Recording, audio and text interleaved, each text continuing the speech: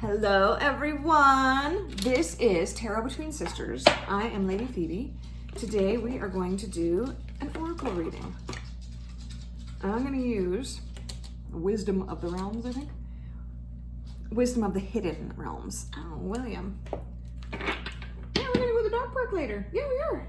Yeah, we're going to go to the dog park. Yeah, we're going to go to the dog park.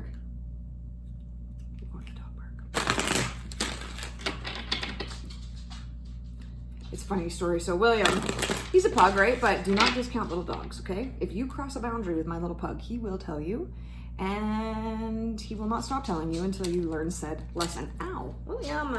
Okay, come on. So yesterday we're at the dog park, and this big German Shepherd comes, and the owner right away says, "Is he a puppy?" to William, to me. And I said, "No, he's almost 3 years old." And he goes, "Okay," because my dog doesn't like puppies. And I said, "Actually, strangely enough, mine's not a big fan of them either." And it's not that he doesn't like them. Puppies don't follow boundaries. And so William has no problem with correcting a dog, no matter the size, if the dogs have crossed his boundary. So I'm like, "No, he's not a puppy." "Okay, yeah, they don't like puppies, da da da." And then the guy goes, "Actually, it's weird because mine's only 14 months old and he doesn't like puppies." And I'm like, "Oh, yours is a puppy?" As soon as we said that, obviously the puppy, this big German Shepherd dog, had crossed a boundary that William did not want crossed. And William corrected him and turned around. He does this thing where he's a pug, right? He can't really bite, but he headbutts and growls at their neck. And the dog was like, "Whoa, chill." And so I laughed. And actually the owner was really good. There's a lot of good owners at the dog park. He was like, "Get him, like, you tell her the boundaries, you get her." Because that's how dogs learn, right? They learn from each other and they learn from correction.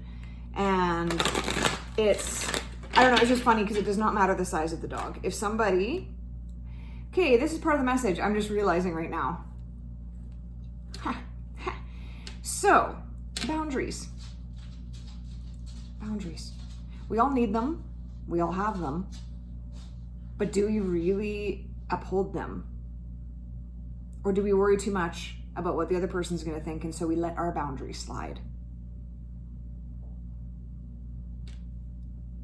Guilty. Trying to learn and trying to really think like the thought process that I want to think with. And that's love. So how would I think if I'm in love? And actually a scenario came up this morning where I could have answered with fear and guilt and everything. But I was like, no, I am not responsible for that person's feelings. I didn't do anything. This is how they took something. I didn't actually do anything. They had communicated something to me and then they kind of changed their mind without telling me. That's fine. But then they reacted to that.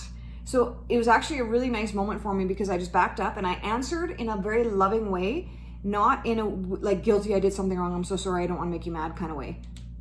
And then it was like squashed. Then they texted me back and it was like a very it was awesome. It was awesome. So boundaries. Do you have boundaries? Do you know what your boundaries are? That's a big thing. Do you know what your boundaries are?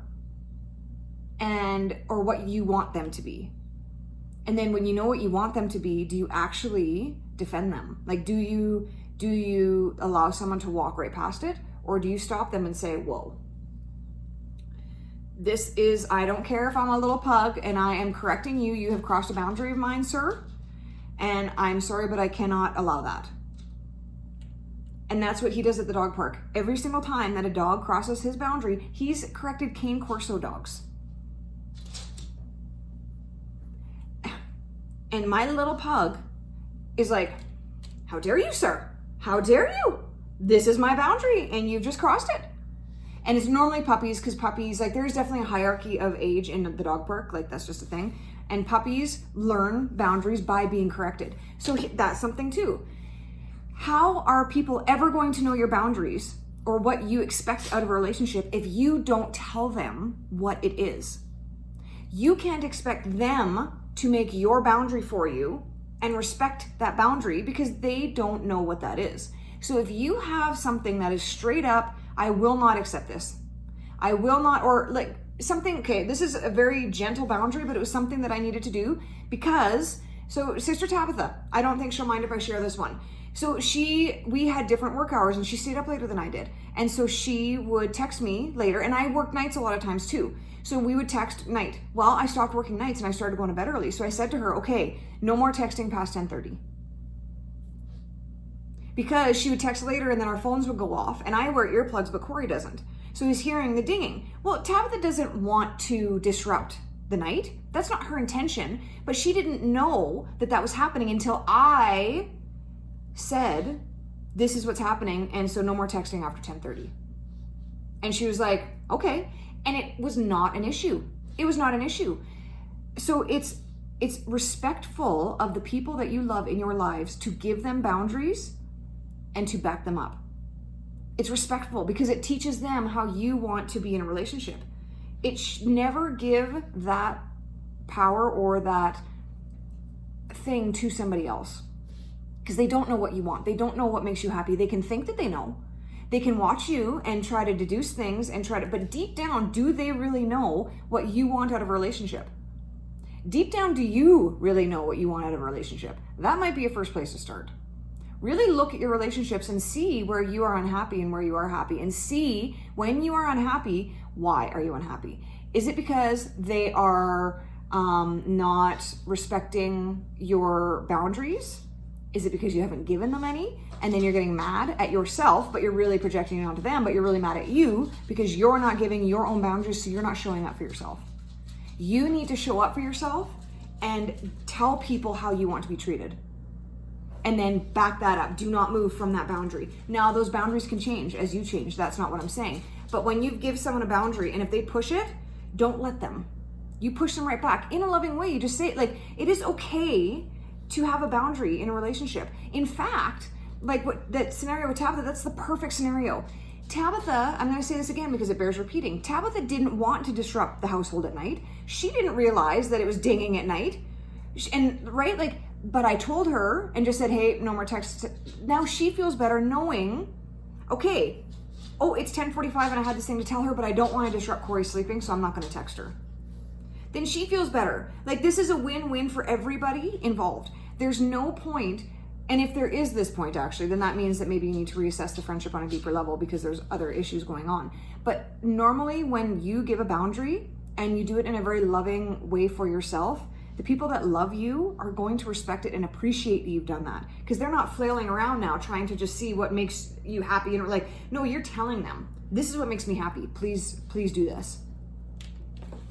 Dog park, man. I have a friend who made her own deck and she's got on one of the cards dog park energy. Like, legit, because it is a thing. Like, there's therapy at the dog park. You're in a shitty mood, go to a dog park, man. The dogs know and they will cheer you up. They will give you a different perspective. When you watch how dogs interact, you can learn from them, like what we just said about the boundaries. William is the best boundary keeper in the world. In the world. I love that I can learn that from my little pug. From my pug. And it's a very loving thing. He can be a little bit of a dick too. Like, it can go the other way sometimes. But generally, there's the correction that happened. The other dog goes, whoa, okay, I'm sorry, man. I didn't know that was your boundary. Now that I know. And then we proceed playing. Straight up. And it's over.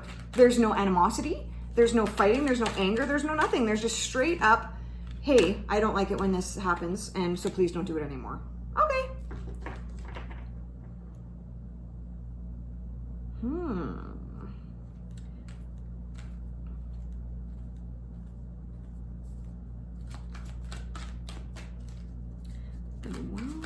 What are you saying to me?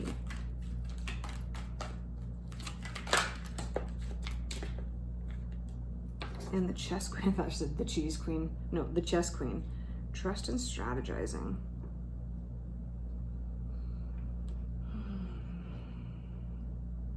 Okay.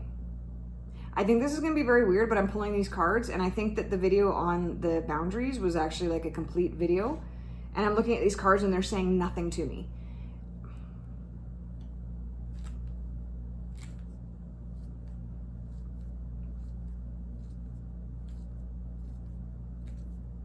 Well, maybe not. Actually, this one's kind of going into what I was saying at the dog park, watching. Oh, there's one of my hairs. So watching around you and being able to define what makes you happy by sitting back from things and watching it happen. And then you can go, okay, I like that, I don't like that. I can take that onto my life. I can let that go. And that's the well watcher. And that is wisdom, power of the divine, because that's what it is. Like, and if you even think of the divine, they're watching us, right? And they can give us guidance and they can give us messages, but it's up to us to actually choose. When you take, here's a little bit. When you take the judgment out of it, because they don't judge us. They don't judge us. They don't judge us when, like, they give a message and they give it freely. They give it with no strings attached. They're like, here you go, it's yours, and they walk away to do with it what we please. They're not judging us at all. So that might be it is a very good thing to take on. When you give someone something, it is not your responsibility how they do with that. If you give money, if you donate money to, let's say you see a bum on the street and you donate money to them, you can't tell them how they spend it. The minute you give something, it is not yours. Well, it is. It's not yours to judge anymore. Because you give something, so you're giving love, right? You're giving love so it's expanding and it's making it bigger. But when you give something freely, it's not yours to judge. So you can't give something to somebody and expect them to do something with it that you would have done with it. And that's this, like, that's spirit. That's the divine. They give you something, they give you gold. If anyone could judge, it would be them, right? If anyone should be able to judge, it would be them. Because they give us gold. They give us the secrets of the universe. And we don't take it a lot of the times. And they just keep on giving it because there's no judgment. So right there, that is something to inspire towards or aspire towards. Non-judgment. Non-judgment. This video is going to be boundaries and non-judgment is what this video is going to be. And that kind of goes into the Chess Queen. So it's funny, as soon as I was like, I'm not getting anything from these cards, and I'm like, Spirit's just like, just change gears a little bit. You're in dog park mode, man. You're not there. You're not at the dog park yet. Just, there's something to say here. Just say it. Okay, fine. The Chess Queen. When you are judging things, so think about stress, or think about chess and stress, but think about how stressful chess is. Because chess is a very intricate game where you have to judge. It's all about judgment.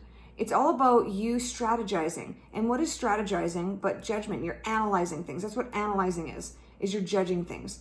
And so the whole game is built, who can judge better than the other? And that brings us stress.